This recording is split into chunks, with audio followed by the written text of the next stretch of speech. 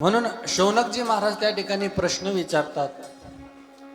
शौनकजी सुतजींना प्रश्न विचारतात की हे महाराज, जगामध्ये असा एखादा मनुष्य आहे का की त्याने सर्व प्रकारचे पाप केलेले आहे, परंतु त्या सर्व प्रकारच्या पापामधून त्याची त्या ठिकाणी निवृत्ती झालेली आहे, त्याला पुण्याची प्राप्ती झालेली आहे, असा एखादा महात्मा आहे का?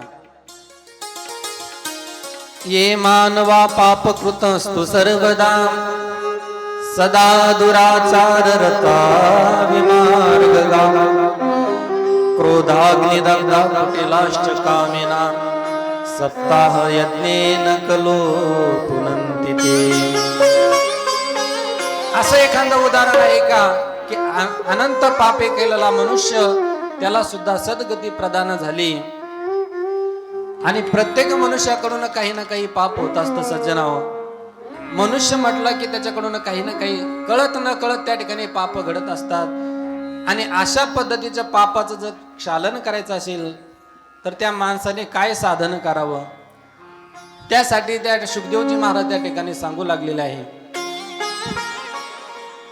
एक तुंगभद्रा नावाची नदी आहे आणि त्या नदीच्या काठावरती एक उत्तम नावाचं शहर आहे. त्या उत्तम नावाच्या शहरामध्ये आत्मदेव नावाचा एक ब्राह्मण राहत होता.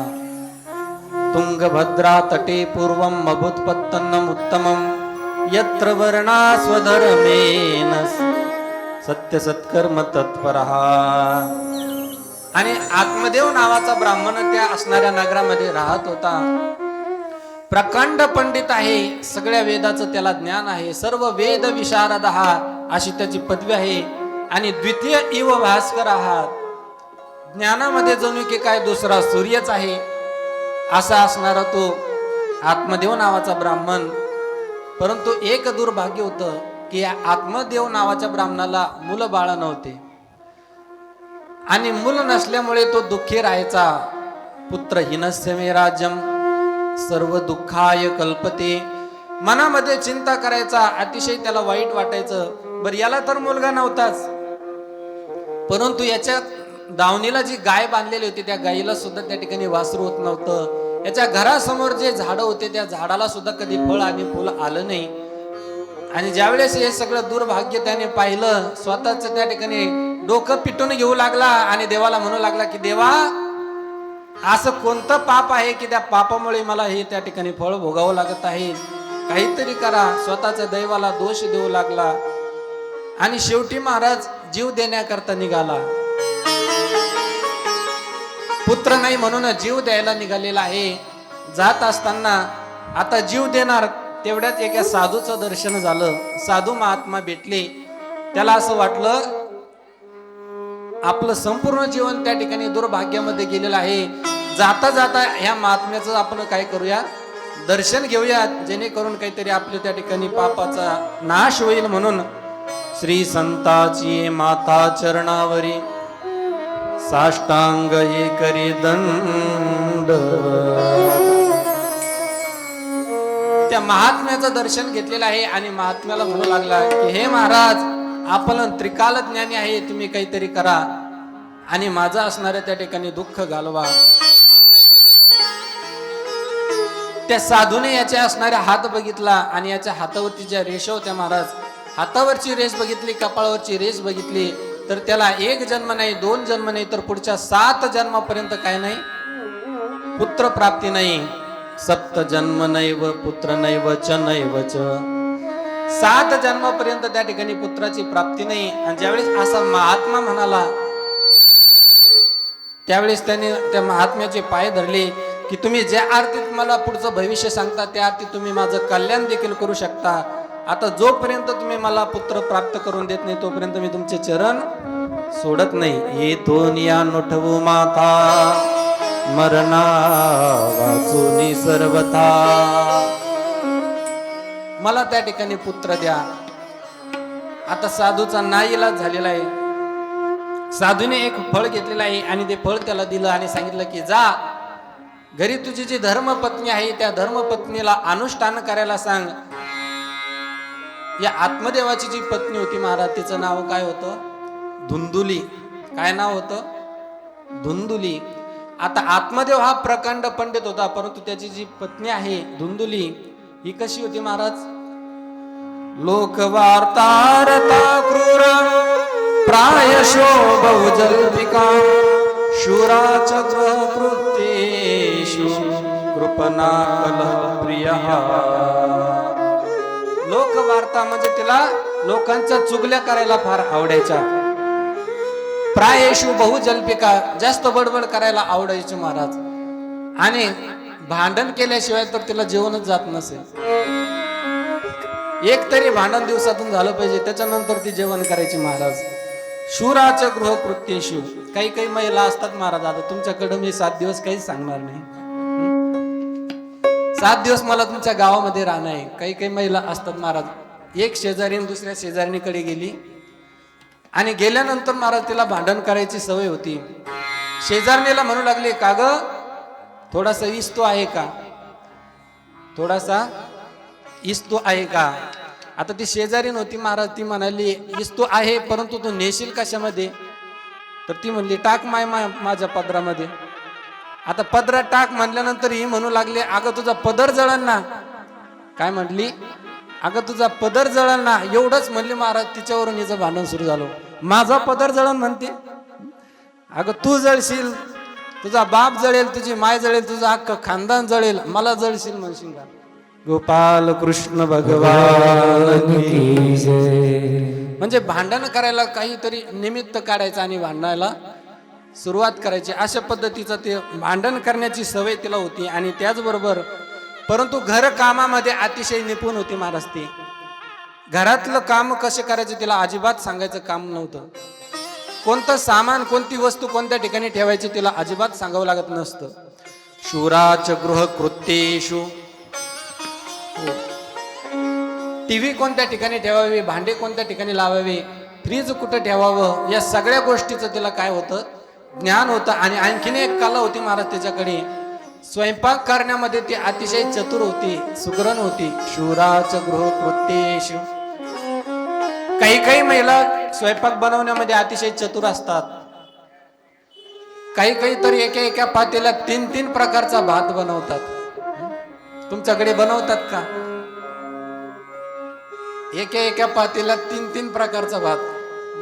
खाली पाहिलं तर जळगाव महाराज अख्खा करपून गेलेला, मधी पाहिलं तर चिखलगाव गाठा झालेला, आणि वर पाहिलं तर तांदूळवाडी अर्धा कच्चाच महाराज. गोपाल कृष्ण भगवान की जय. याला सुगरण म्हणतात का?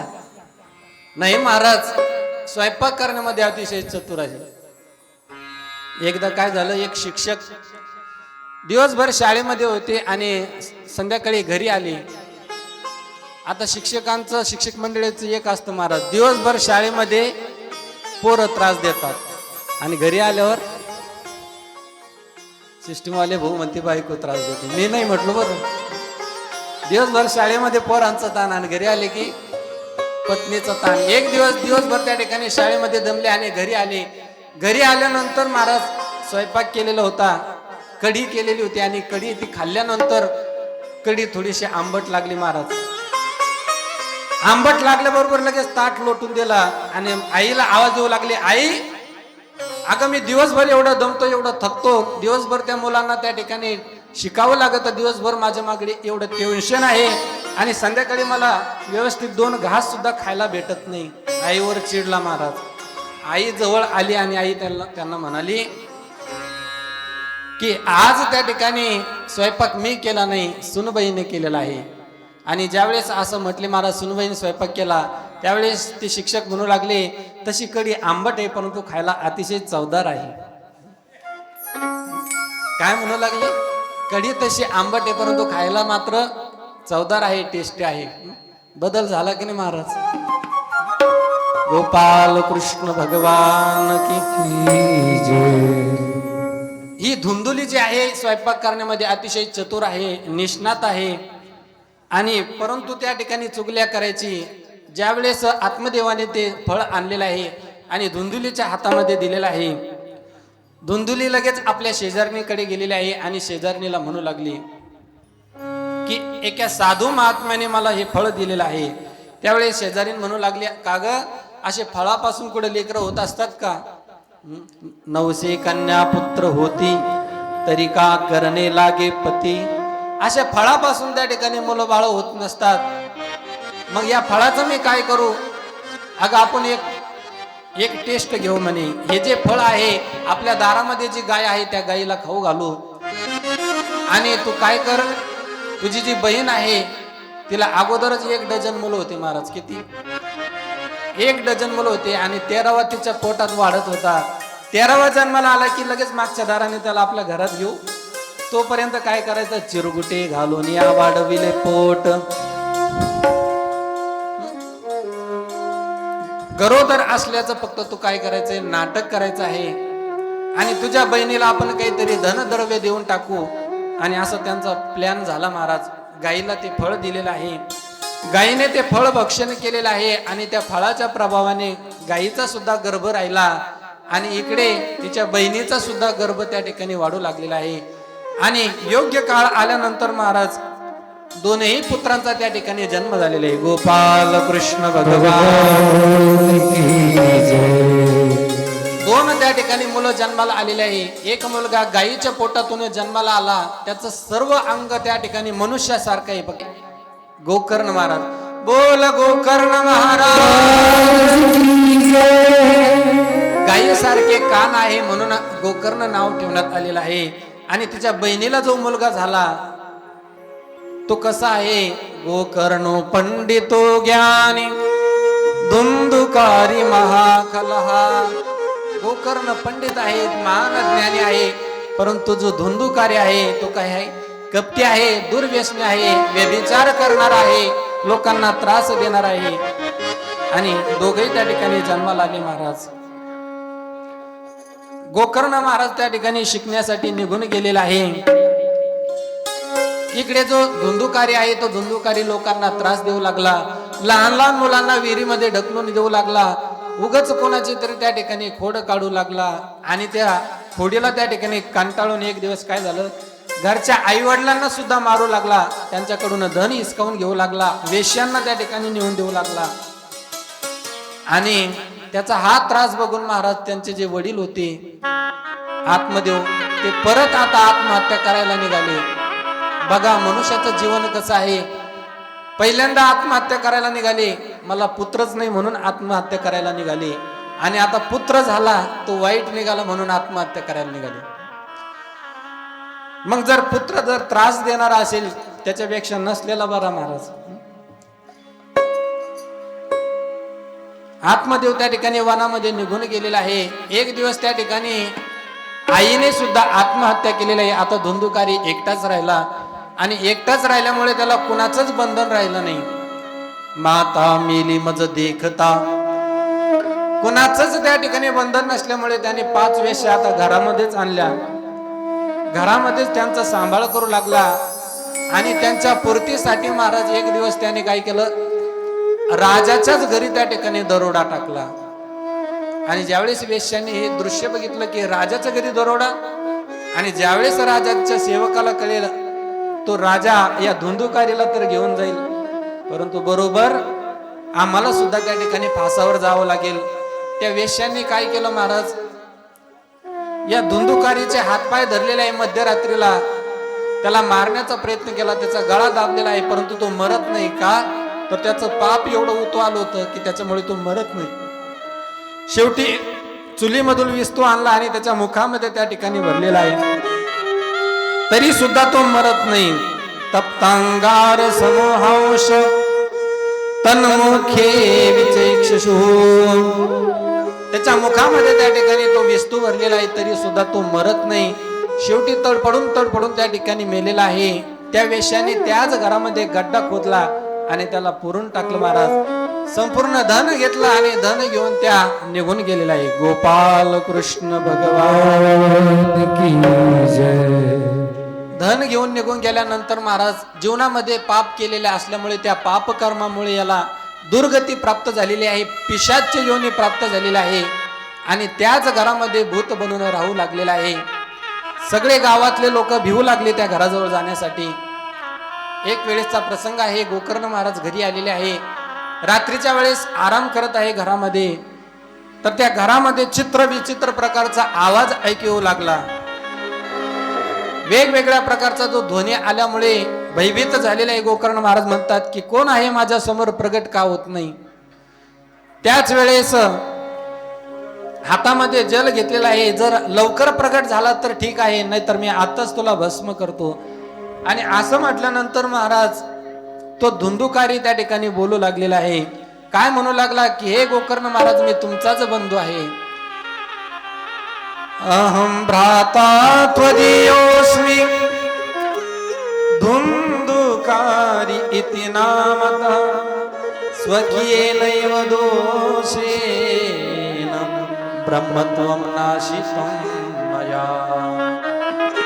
अहो बंधुर, मी तुमचाच त्या ठिकाणी भाऊ आहे, परंतु माझ्या कर्मामुळे मला पिशाची योनी प्राप्त झालेली आहे. मला खूप त्रास होत आहे, मला या योनीतून तुम्ही मुक्त करा. गोकर्ण महाराजांनी अनेक प्रकारचे प्रयत्न केले महाराज, परंतु तरी सुद्धा या धुंदुकारीचा त्या ठिकाणी उद्धार होत नाही. चिंता करू लागलेला आहे, काय करावं काय करावं. सूर्यनारायणाची प्रार्थना केली की आपणच मला काहीतरी मार्ग सांगा.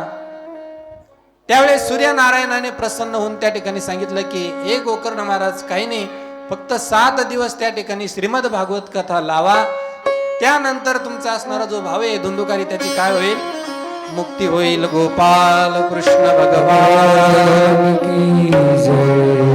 म्हणून सदा सेव्या श्रीमद भागवती कथा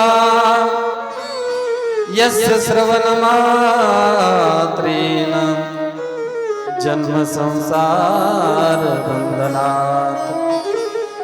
सारखं त्या ठिकाणी श्रीमद भागवत कथेचे त्या ठिकाणी पारायण करा. श्रीमद भागवतान्मुक्ती सप्ताह वाचनम कुरु इति सूर्यवच सर्वे धर्म रूपम विश्रुतम. आणि असं म्हटल्यानंतर महाराज गोकर्ण महाराजांनी लगेच भागवत कथा सांगायला सुरुवात केलेली आहे. सुंदर आयोजन केलेलं आहे. सगळे गावातील मंडळी ही कथा श्रवण करण्याकरता आली. आणि तो जो धुंदुकारी आहे, एक वेळू होता, त्याला 7 गाठी होत्या. तो धुंदुकारी त्या वेळूमध्ये बसलेला आहे. पहिल्या दिवसाची त्या ठिकाणी कथा पूर्ण झाली, पहिली गाठ त्या ठिकाणी फुटली. दुसऱ्या दिवसाची कथा पूर्ण झाली, दुसरी त्या ठिकाणी गाठ फुटली. करता करता 7 दिवसाची कथा पूर्ण झाली आणि 7ही त्या ठिकाणी काय झाल्या, त्या कांड्या फुटून गेल्या महाराज. विद्यते हृदय ग्रंथीश्चिद्दन्ते सर्व संशयः. आपल्या अंतकरणात सुद्धा अशाच गाठी असतात महाराज. संदेहाच्या सुटल्या गाठी झालो पोटी शीतळ. धुंदुकारीचे त्या श्रीमद भागवत कथेने काय झाली, मुक्ती झाली. आणि मुक्ती झाल्यानंतर महाराज या धुंदुकारीला नेण्याकरता विमान आलं. धुंदुकारीला नेण्याकरता काय आलं, विमान आलं. आणि ते विमान आल्यानंतर गावातले लोक बघू लागले, धुंदुकारी विमानामध्ये बसलेला आहे आणि वरती जाऊ लागलेला आहे. लोक विचार करतात, या धुंदुकारी बरोबर आपण सुद्धा श्रीमद भागवत कथा ऐकली, परंतु एकट्याच त्या धुंदुकारीला नेण्यासाठी विमान आलं. गोकर्ण महाराजांना विचारलं तर गोकर्ण महाराज सांगतात, आपण सगळ्यांनी कथा ऐकली, परंतु धुंदुकारीने जशी कथा ऐकली तशी कथा आपण ऐकली. श्रवणामध्ये भेद झाला म्हणून त्या ठिकाणी फळामध्ये भेद झालेला आहे. अत्रेव श्रवणस्य विभेदेन फलभेदोत्र संस्थितः श्रवणं कृतं मन्येन तथा मननं कृतः. म्हणून श्रवण करत असताना फक्त त्या ठिकाणी श्रवण करू नका, तर ते आपण जे काही श्रवण केलं ते आपल्या अंतःकरणामध्ये काय करा, उतरवत चला महाराज. श्रवण केल्यानंतर त्याचं मनन घडायला पाहिजे. महाराजांनी आज कथेमध्ये कोणता प्रसंग सांगितला, महाराज त्या ठिकाणी आज कोणतं त्या ठिकाणी गीत गायलं, हे काय झालं पाहिजे, घरी गेल्यानंतर त्याचं मनन झालं पाहिजे, त्याचं निधिध्यासन झालं पाहिजे. आणि तरच त्या ठिकाणी त्या श्रवणाला महत्व आहे. कुचराचे श्रवण गुणदोषावरी मन, अशा पद्धतीने गुणदोषाचा त्याग करून त्या ठिकाणी जो श्रवण करतो त्यालाच योग्य त्या ठिकाणी फळ भेटत असतं. जिनके श्रवण समुद्र समान, जिनके श्रवण समुद्र समान,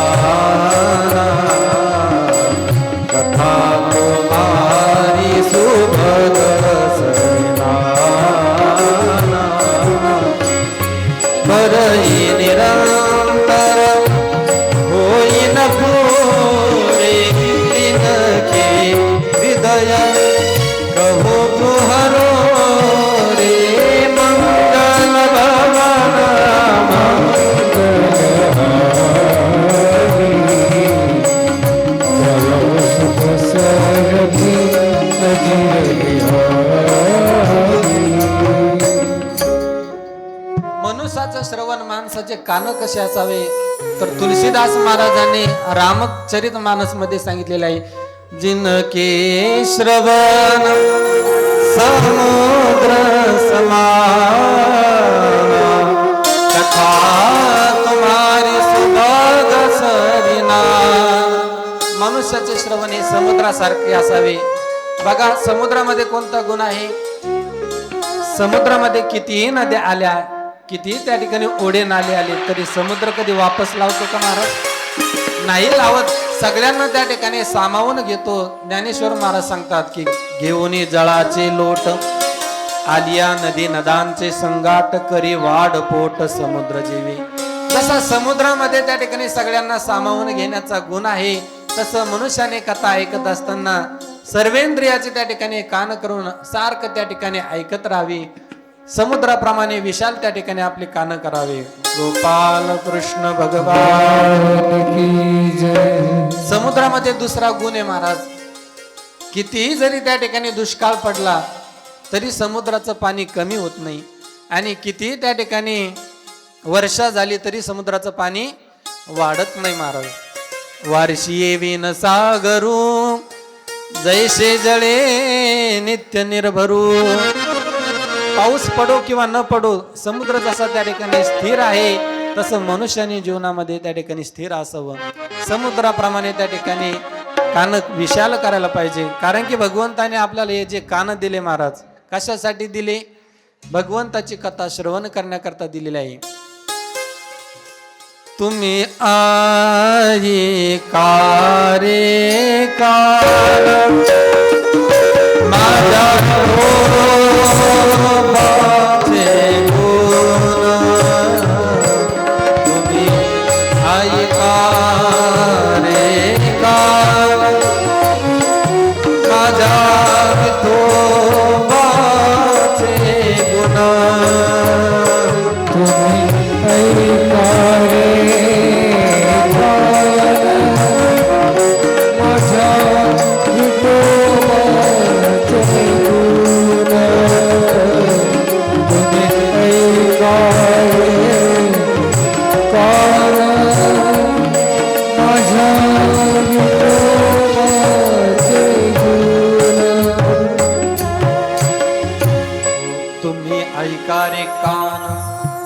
माझ्या विठोबाचे गुण. आणि जो मनुष्य आपल्या कानाने भगवंताची कथा ऐकत नाही, तुलसीदास महाराज सांगतात ते कान हे कान नसून सापाचं बीळ सांगितलेलं आहे. जिन हरी कथा सुनी नाही काना श्रवण रंध्र आहे भवन समाना. म्हणून या कानाचा उपयोग करून घ्या. एका ठिकाणी मी असंच म्हटलो महाराज, देवाने आपल्याला जे कान दिले ते कथा ऐकण्याकरता दिले. तर समोरून मला एका मुलाने प्रश्न विचारला की महाराज देवाने आपल्याला कान कशा करता दिले? त्याला म्हटलं की कथा ऐकण्याकरता दिले. तसं नाही म्हणे महाराज, परंतु देवाने जर ऐकण्याकरता नुसते कान दिले असते तर फक्त कान दिले असते तरी चालत होतं. हे बाहेरचं फाउंडेशन कशाला दिलं? या फाउंडेशनची काय गरज आहे? त्याला म्हटलं हे फाउंडेशन नाही, म्हणलं हे कानाचं डेकोरेशन आहे. काय आहे? कानाचं डेकोरेशन आहे. परंतु तो म्हणू लागला महाराज तसं नाही, देवाने कशाला दिले? त्याला म्हटलं मला तर काही सांगता येत नाही, तूच सांग कशाला दिले. त्यावेळेस तो म्हणू लागला की महाराज देव फार त्या ठिकाणी चतुर आहे. चतुरा तो शिरोमणी गुण लावण्याची खाणी. भगवान परमात्मा अतिशय चतुर आहे. देवाला माहिती आहे की पुढे चालून कलियुग लागणार आहे. कलियुगामध्ये प्रत्येकाच्या घरी टीव्ही येणार आहे. प्रत्येक मनुष्याकडे 15-15, 20-20 हजाराचा मोबाईल येणार आहे. आणि मोबाईल आल्यानंतर लोक सारखे त्याच्यामध्ये तांदूळ निश्चित राहणार आहे. प्रत्येक माणूस त्या मोबाईल मध्ये पाहत राहणार आहे. आणि मोबाईल बघत बघत माणसाची दृष्टी काय होणार आहे? कमी होणार आहे. मग माणसाला लागणार म्हणे चष्मा. मग चष्मा लागल्यानंतर महाराज चष्मा लटकवण्याकरता इथं काही खिळा थोडी ठोकता येतो? नाही ठोकता येत नाही. म्हणून भगवंताने अगोदरच त्या ठिकाणी तयार केलेलं आहे. गोपाल कृष्ण भगवान. याच्यासाठी कान दिले का महाराज भगवंताने? नाही तर तुम्ही ऐका रे कान माझ्या विठोबाची गुण. आणि अशा पद्धतीने गोकर्ण महाराज सांगू लागला की आपल्या श्रवणामध्ये फरक पडला, म्हणून फळामध्ये फरक पडलेला आहे. मग गोकर्ण महाराजांनी काय केलं, परत एकदा भागवत कथेचं आयोजन केलं महाराज. आणि सगळ्या लोकांनी ती श्रीमद भागवत कथा काया वाचा मनाने श्रवण केलेली आहे. आणि सगळ्यांना नेण्याकरता विमान आले महाराज. ज्यावेळेस भागवत कथेची समाप्ती झाली तर सगळ्या गावातील लोकांना नेण्यासाठी विमान आलं. जसं रामचंद्र प्रभू सगळ्या नगरातील लोकांना घेऊन त्या ठिकाणी स्वर्गामध्ये गेले, तसंच आज गोकर्ण महाराज आपल्या सगळ्या गावातील लोकांना घेऊन कुठे गेले, स्वर्गाला गेलेले आहे. अयोध्यावासीन पूर्व यथा रामेन संगीतः तथा कृष्णेन ते लेता गोलोकम योगी दुर्लभः. तसे सगळेच्या सगळ्या गावाचा त्या ठिकाणी श्रीमद भागवत कथेने काय झालं महाराज, उद्धार झाला. हे श्रीमद भागवत कथेचं महात्म्य या ठिकाणी समाप्त होत आहे.